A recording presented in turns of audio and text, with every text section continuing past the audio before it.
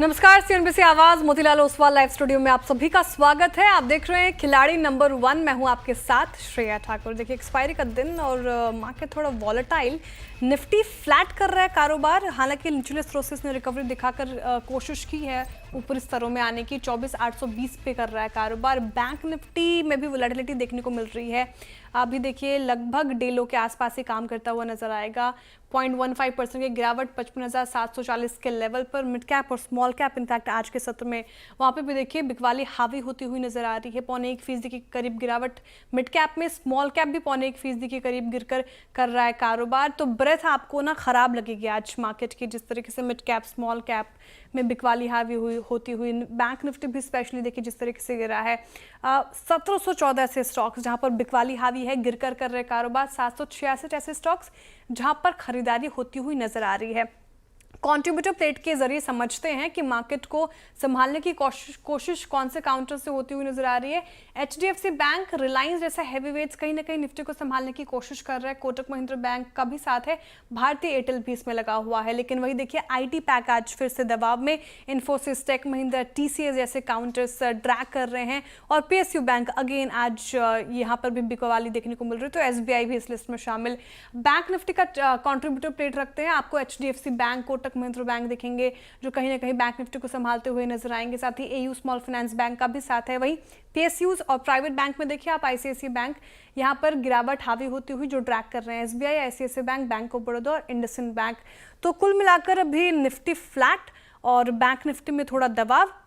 Small cap और mid cap में आज बिकवाली हावी होती हुई नजर आ रही है। एक बार सेक्टर स्पेसिफिक भी नजर दौड़ाएं तो एक आज एफएमसीजी आप देखिए वहां पे थोड़ी बहुत खरीदारी, ऑटो स्पेस में भी खरीदारी होती हुई नजर आ रही है। आईटी पे आज दबाव है। चलिए, लेकिन सवाल ये कि अब करना क्या है ऐसे मूड माहौल में, और साथ ही हम अपने खिलाड़ियों को जोड़ेंगे, उनसे पिक्स भी लेंगे। हमारे साथ मौजूद हैं सचिन जी, तेजस जी, विरल जी। बहुत स्वागत है आपका तीनों का एक बार फिर से। Very good morning. विरल जी, आप बताइए, आज शुरुआत आपसे होगी। दबाव है आज, स्पेशली एक्सपायरी का दिन देखिए थोड़ा वॉलेटाइल दिख रहा है मार्केट।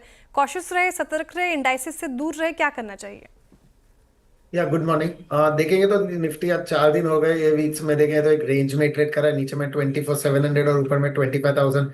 एवरी टाइम 25,000 के आसपास टेस्ट करके वहां से हमें सेलिंग प्रेशर देखने मिले। आज भी देखेंगे तो थोड़ा बहुत अपसाइड हमें देखने मिला, पर वहां से हमें फिर से सेलिंग प्रेशर देखने मिला। और अभी देख रहे हैं तो काफी सारा अच्छा खासा सेलिंग से हमें दिख रहा है। नीचे में अगर 24,700 हो ये सब लेवल से अगर ब्रेक कर दे तो मुझे लग रहा है थोड़ा बहुत करेक्शन और हमें देखने मिल सकता है। फिर 24,500 से 24,200 तक के लेवल्स भी आने आ सकते हैं। तो फिलहाल मेरे हिसाब से तो कॉशियस रहना चाहिए। स्टॉक स्पेसिफिक में काम करेंगे और बेटर रहेगा।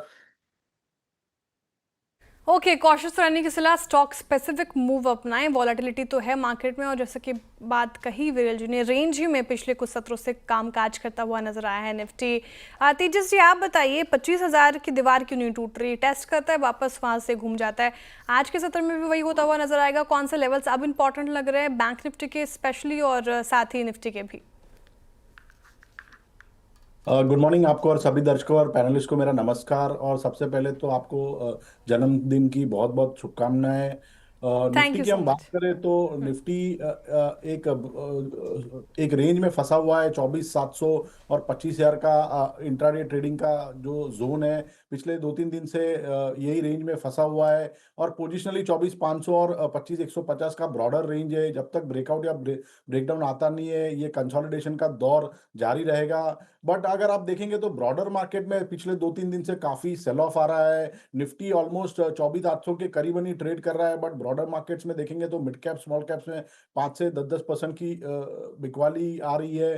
तो थोड़ा सा जो मार्केट ब्रेथ है वो खराब हो रहा है। अगर 24,700 का स्तर टूटता है निफ्टी में तो मुझे लग रहा है momentum on the down side will accelerate. But जब तक 24,700 होल्ड कर रहा है, मार्केट में कोई बड़ा पैनिक है नहीं।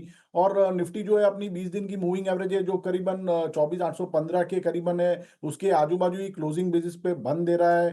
तो निफ्टी का स्ट्रक्चर अभी भी स्ट्रांग है। बट ब्रॉडर मार्केट्स में मेरे हिसाब से काफी सेल ऑफ आ रहा है मार्केट में। ब्रॉडर मार्केट में सेल ऑफ आ रहा है, लेकिन एक इंपॉर्टेंट लेवल 24,700 का जब तक वो इंटैक्ट है तो इतनी बिकवाली नहीं देखने को मिलेगी। अगर वो ब्रीच करता है तो फिर पेन बढ़ सकता है। लेकिन स्टॉक स्पेसिफिक ही रहेंगे अभी, सारे खिलाड़ी यही मान के चल रहे हैं। सचिन जी, आप सहमत हैं तेजस जी और विरल जी से जिस तरीके से मार्केट आज मूव कर रहा है, स्पेशली आईटी हमें लगा था कि फिर फ्लेवर में आया, लेकिन 2 दिन से फिर यहाँ पे मुनाफे वसूली देखने को मिल रही है। आईटी का भी साथ नजर नहीं आ रहा। पीएसयू बैंक तो ऑलरेडी टूट रहे थे। बैंक में जब हमने थोड़ा मोमेंटम देखा तो प्राइवेट बैंक का सहारा था, पीएसयू से तो हो ही नहीं पा रहा। पीएसयू बैंक, आईटी, साथ ही पूरे ओवरऑल मार्केट पे आपका view. Good morning Shreya ji. And सबसे पहले जन्मदिन की हार्दिक शुभकामनाएं। बहुत शुक्रिया। एंड आगे बात करें अगर मार्केट की तो बिल्कुल मैं दोनों सहयोगियों की बात से बिल्कुल सहमत हूँ।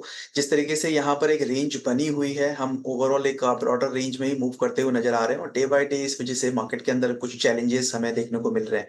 But stock wise action market के अंदर बिल्कुल बना हुआ है। सेक्टर रोटेशन हम जिस तरीके से देख रहे हैं पिछले कुछ हफ्तों से, वो बरकरार है मार्केट के अंदर। जैसे कि आपने बात की लाइक आईटी सेक्टर्स की, तो 203 ट्रेडिंग सेशंस पहले हम एक अच्छा मूव लोअर साइड से एक रिकवरी मूव आईटी के अंदर देख रहे थे, बट कल के ट्रेडिंग सेशन से वापस एक रिवर्सल आईटी के अंदर भी कंटिन्यू होता हुआ नजर आया।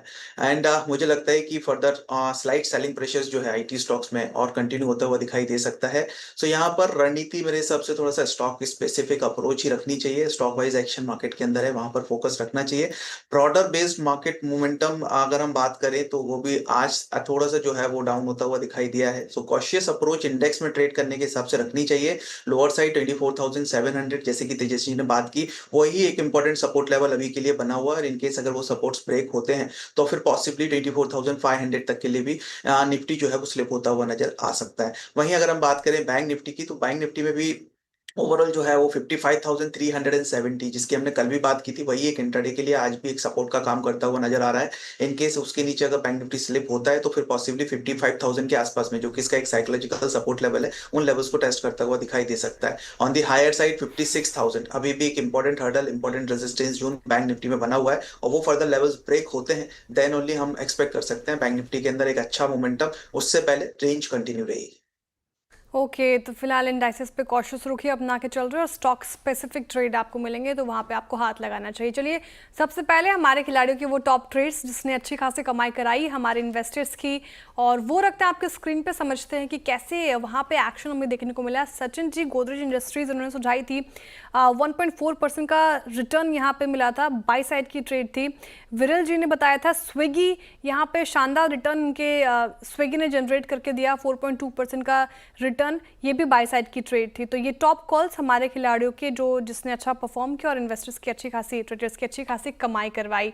अब रिटर्न कार्ड की स्थिति देख लेते हैं एक बार, क्या वहाँ पे एक्शन देखने को मिल रहा है, कौन खिलाड़ी आगे हैं, वो आपकी स्क्रीन पर आएगा। देखिए, एक्सपायरी का दिन है और एक और सत्र बाकी है हफ्ते का, तो लीड ले रहे हैं आप विरल छेड़ा जी, 7.5% की तेज़ी इनकी पोर्टफोलियो में। और दूसरे पायदान पे सचिन गुप्ता जी हैं, इनका पोर्टफोलियो पॉजिटिव रिटर्न दे रहा है 3.5% से ज़्यादा का। तेजस शाह जी का पोर्टफोलियो थोड़ा पेन में नेगेटिव रिटर्न 1.5% के करीब आता हुआ नजर आ रहा है इनके पोर्टफोलियो से। विरल जी का पोर्टफोलियो रखते हैं स्क्रीन पर, स्कैन करते हैं उनके पोर्टफोलियो में क्या एक्शन इन्होंने अपने पोर्टफोलियो में लिया। मैक्स फाइनेंशियल यहाँ से की है प्रॉफिट बुकिंग, गार्डन रिशेबल से प्रॉफिट बुकिंग कर ली, एयू स्मॉल फाइनेंस से, साथ ही स्विगी से भी कर लिया इन्होंने प्रॉफिट बुकिंग। बताइए विरल जी, पोर्टफोलियो में एक स्कोप आपका, कौन से स्टॉक चुनेंगे आप? मेरा आज का पिक फाइनेंस सेक्टर पे रहेगा। मुथूट फाइनेंस लिमिटेड में बाय करना चाहूंगा। करंटली देखें तो ऑल टाइम हाई पे ट्रेड कर रहा है। आज वॉल्यूम्स भी अच्छे खासे हो रहे हैं, कल के जो वॉल्यूम्स है उसको ब्रेक किया है और लग रहा है यहाँ से अपसेट मूवमेंट और कंटिन्यू कर सकता है। तो ये लेवल्स पे बाय करने की सलाह रहेगी। नीचे में स्टॉप लॉस 2590 का रहेगा और ऊपर में टारगेट 2850 के रहेंगे। Okay, Muthoot finance day high पे कर रहा है कारोबार 1% से ज़्यादा की तेज़ी के साथ, बाई साइड की ट्रेड आती हुई।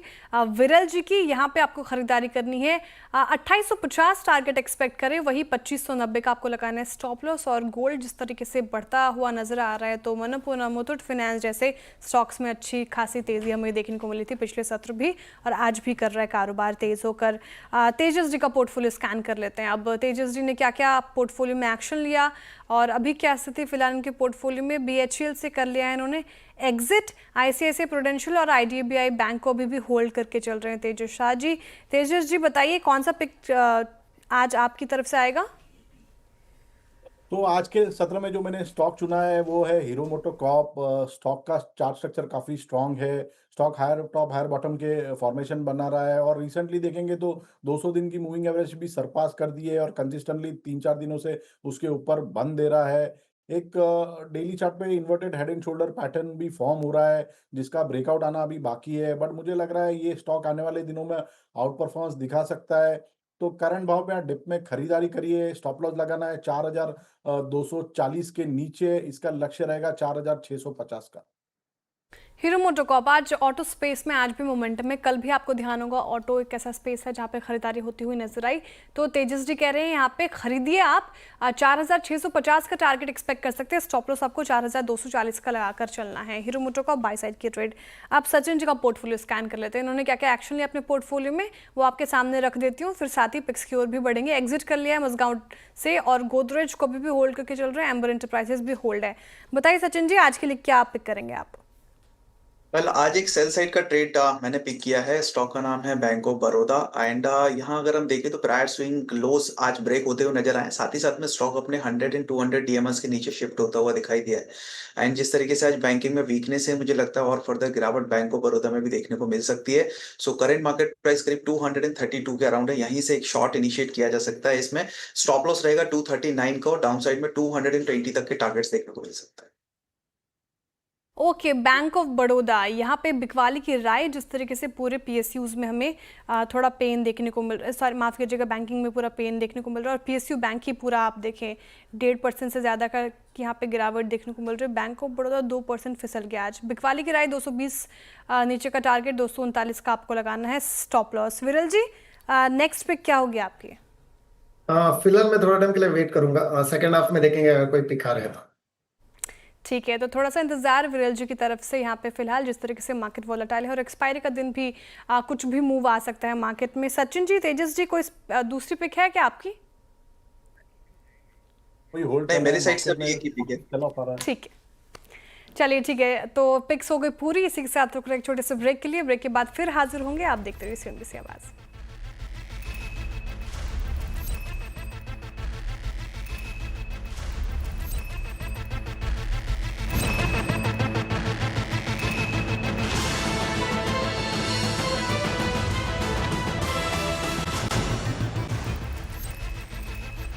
Welcome back. आप देख रहे हैं खिलाड़ी नंबर 1 CNBC आवाज़ पर। चलिए अब आगे बढ़ते हैं और बात करते हैं। देखिए, भारत में fifth generation in fact fighter jet बनाने की दिशा में सरकार ने पहला कदम उठा दिया है। क्या है ये पूरी खबर, ये हम समझते हैं लक्ष्मण रॉय जी से। लक्ष्मण जी बताइए क्या है खबर?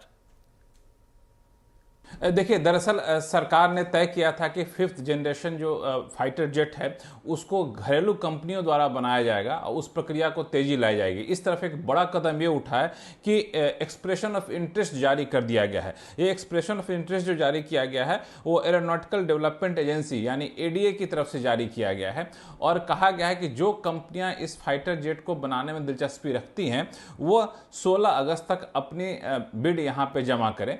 और ये जो एक्सप्रेशन ऑफ इंटरेस्ट है इसके जरिए फाइटर जेट के प्रोटोटाइप, उसके सर्टिफिकेशन और फ्लाइट टेस्ट, इन 3 पैमाने पर कंपनियों का पहले प्री क्वालिफाई चेक किया जाएगा और फिर जब ये कंपनियां सेलेक्ट हो जाएंगी तो फिर आगे मैन्युफैक्चरिंग के लिए कदम बढ़ाया जाएगा।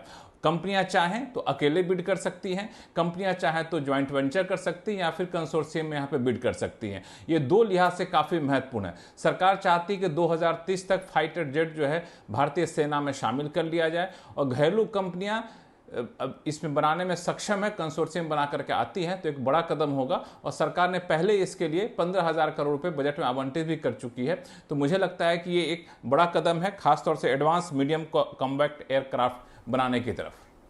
बिल्कुल, तो 5th जनरेशन फाइटर जेट का अब सपना पूरा होगा। सरकार इसके लिए अग्रसर होकर काम भी कर रही है। बहुत शुक्रिया लक्ष्मण जी तमाम जानकारी के लिए। चलिए इसी के साथ रुक रहे एक छोटे से ब्रेक के लिए, लेकिन ब्रेक के बाद फिर हाजिर होंगे। आप देखते रहिए CNBC आवाज़।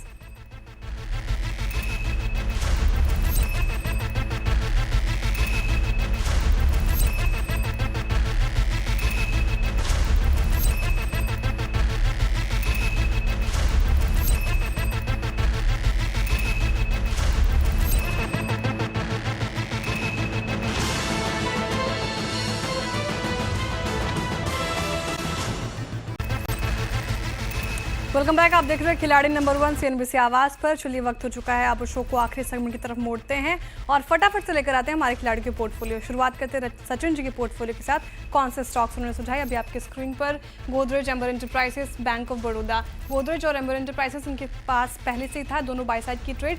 1430 का टारगेट प्राइस, स्टॉप लॉस आपको 1300 का लगाकर चलना है यहाँ पे। एम्बर एंटरप्राइजेस में टारगेट 7200, स्टॉप लॉस 6510 का। बैंक ऑफ बड़ौदा इन्होंने आज सुझाया, सेल साइड की ट्रेड है, ध्यान रखिए। टारगेट नीचे का 220, स्टॉप लॉस आपको लगाना है 239 का। अब तेजस जी का पोर्टफोलियो स्कैन करते हैं, उन्होंने क्या क्या सुझाया अभी आपके स्क्रीन पर। पोर्टफोलियो में उनके क्या क्या है। IDBI बैंक, ICICI प्रूडेंशियल दोनों बाय साइड की ट्रेड है, अभी भी होल्ड करके चल रहे हैं। टारगेट 104, स्टॉप लॉस 88 का। ICICI प्रूडेंशियल में टारगेट 700, स्टॉप लॉस 612 और हीरो मोटोकॉर्प में टारगेट 4650, स्टॉप लॉस आपको 4240 का लगाकर चलना है। विरल जी का पोर्टफोलियो क्या कहता है। मुथूट फाइनेंस इनके पोर्टफोलियो में शामिल, टारगेट 2850 का, स्टॉप लॉस 2590 का आपको लगाकर चलना है। अब मुनाफा का मीटर क्या कहता है वो देख लेते हैं, कौन आगे हैं। तो विरल जी लीड कर रहे हैं पहले पायदान पे, 12.5% का पॉजिटिव रिटर्न इनका पोर्टफोलियो दे रहा है। दूसरे पायदान पे सचिन गुप्ता जी हैं, 2.5% का पॉजिटिव रिटर्न इनके पोर्टफोलियो से मिलता हुआ नजर आ रहा है। तेजस जी का पोर्टफोलियो थोड़ा नेगेटिव टेरिटरी में है, 0.4% का नेगेटिव रिटर्न लैंड कर रहा है फिलहाल तेजस जी का पोर्टफोलियो। तो ये स्थिति हमारे खिलाड़ियों के पोर्टफोलियो में। कोई भी अपडेट उनकी तरफ से वो हम मिड कैप मंत्रों में लेकर आएंगे आपके लिए। बहुत शुक्रिया आप तीनों का हमारे साथ जुड़े रहने के लिए और तमाम पिक्स बताने के लिए। चलिए शो से फिलहाल इतना ही, अब सीधे मुलाकात होगी कमाई का अड्डा में। आप देखते रहिए CNBC आवाज़, लेकिन उससे पहले एक अहम जानकारी आपके लिए लेकर आए हैं। मनी कंट्रोल सुपर प्रो आपकी निवेश और ट्रेडिंग यात्रा में एक स्मार्ट एज देगा। सुपर प्रो की एक शानदार खूबी अल्फा जनरेटर्स है।